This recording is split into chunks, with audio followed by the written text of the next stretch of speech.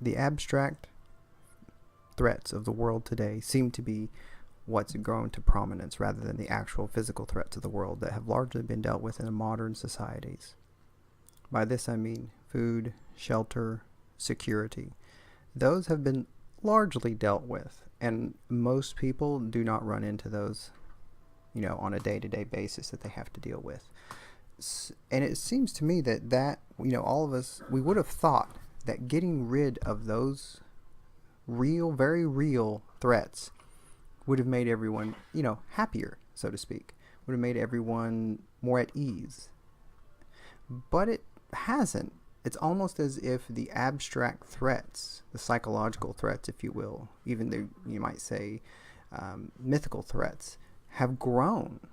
And I think this partially accounts for why you see, like certainly today, certainly in this time, on university campuses, people screaming about racism and violent language and hurtful language, as if they were acting as if people were holding them down and punching them, when people aren't even proposing to do that. They're just simply saying, I have a different viewpoint than you, and that's enough to send them into fits, as if the person were actually doing something to them physically.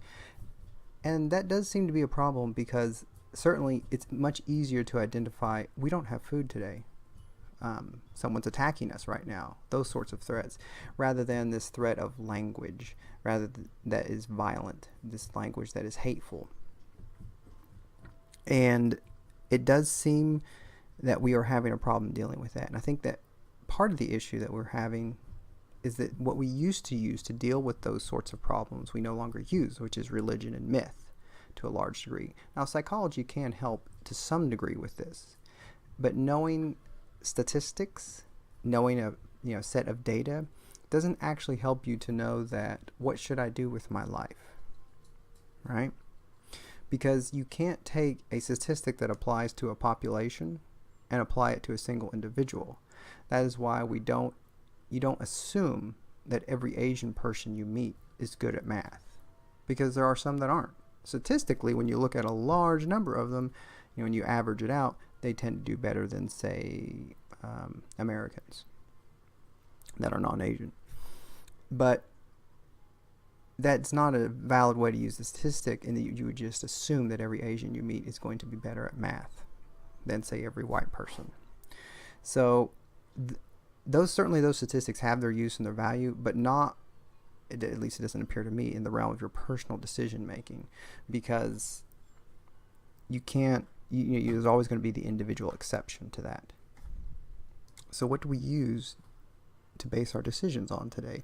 Well, I think most people think generically that they want to be a good person, that honesty is the best policy, which I would argue I think that we got from our from our prior religious beliefs. However, do what feels good, do what's right for you, sort of thing. And that doesn't have any meaning. Those are so vague and amorphous that you can't do anything with that. And that's partially, I think, also why it explains why so many of us feel that we have no meaning in our lives, because that is meaningless. That sort of just vague, do what's right for you thing. To go off on a side point about the violence of language, the threat of language, perhaps because all the threats have moved to a large degree, at least the immediate threats that we feel, to the abstract world. That is why people are now using the violence, language equals violence, just disagreement. And of course there's a lot more to it than that, but I think that's partially it, because in some instinctual level people realize that if you can control the language, you control how people view the world. And if you are offering a differing point of view, that you are assaulting the way that they view the world. Now, I think that a lot of us don't mind a differing viewpoint, because we think that we might learn something from it, even if it's learned something in negative. Like, that's a really poor way to view the world. Or you might get still something else useful out of it. At the very least, understand another person a bit better, that maybe that you personally know. But For a lot of people, offering a different viewpoint is tantamount to assaulting everything about them as a person. And I think that's a clear distinction that we need to make before we can get the conversation, hopefully, which there have been signs it might move to a better direction, at least in the U.S., but offering a differing viewpoint, even one that is the exact opposite, is not a bad thing. And in a lot of cases, it's actually very useful. I'm sure most people have heard of playing devil's advocate. Well, I mean, it does have a legitimate use for someone to offer, even if no one around you has a contrasting viewpoint, someone will take up by just proxy the opposite viewpoint and argue for it. And the point of that is that you both get better, you refine your ideas. Two people agreeing on a viewpoint will not improve the situation. And I guess we could use a little example. If two people are looking at plans to build a house and they're both viewing it in the same manner, perhaps they're both plumbers, they may see no problem with it. However, if you bring in an electrician, maybe they realize that there's a problem with the house on the electrical side, the way they've got the plans drawn up, that the plumbers didn't notice because they're focused just on the plumbing. So, and we all can't be masters of everything and view everything all at once and have access to all that information. And that's partially why we need each other, is that someone may notice something of value that we simply didn't notice or pay attention to because of our limited human, attention span, as it were. And, operating from a viewpoint like that would help us move, I think, our society in a bit better direction, that we can actually talk about things and that we can actually take up opposing viewpoints. And we haven't even gotten to the realm of advocacy or activism, which is obviously something different than discussing ideas, discussing methodology, discussing things about knowledge in the world of how we might act on it. And that's also separate from deciding that we will move in a legislative fashion, that we'll actually make laws. And so example I give, another one is soda. Soda is very bad. There's no reason that anyone should ever drink soda. It's extremely terrible for you health-wise. So given that in the modern world that we have no use for soda, should we outlaw it? Well, that's a separate question, rather than stating that soda is bad and that it's not good for you and nothing good will ever come of you drinking soda, health-wise. And surely that can be said without immediately jumping to, we must ban soda now.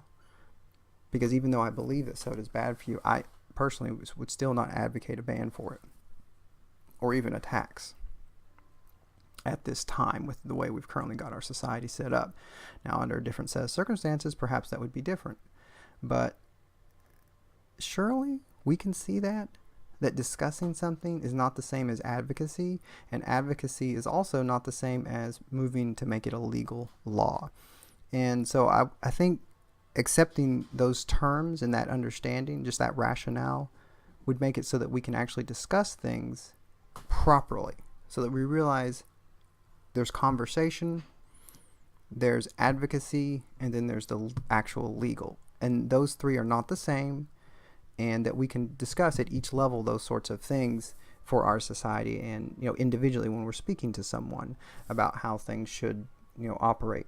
Also, it gets rid of the threat of you having to alter your own worldview or even change it drastically or just a small change, because just for today, if we are looking at something, I don't think just one discussion should necessarily change everything, because you have to go back and think about it in different ways, talk about it with other people. But it's certainly something that you should take in if you receive feedback and you're not able to answer that feedback. If I don't pay my mortgage and the bank comes and asks me why you didn't pay your mortgage, and I go, I don't know. Well, I mean, that's not very satisfactory. Or even look in your personal relationships.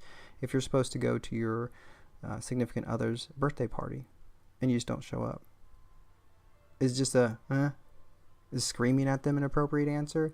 Is calling them oppressive an acceptable answer? I don't think so. And I don't think those should be, on the face of it, acceptable answers either. In the modern world, we live in a place that is relatively secure and safe, and that, for the most part, we have, equal opportunity. If you want to go out and make a lot of money, like say in finance, there's really no one stopping you to do that. There's no law in place. There's nothing like that. And that's where we again move to the abstract. What is of value? Is making money, a lot of money, going to fulfill you as a person? Well, I don't know. For some people, it does appear to fulfill them. They treat it almost like a game. These billionaires, trying to make, who's going to be top of the Forbes richest 100 list or whatever. Maybe that is satisfying for them. But there's also not that many people, right? I wouldn't think that just because that is satisfying for a small group that's automatically what would satisfy all of us. And I think you can clearly see that.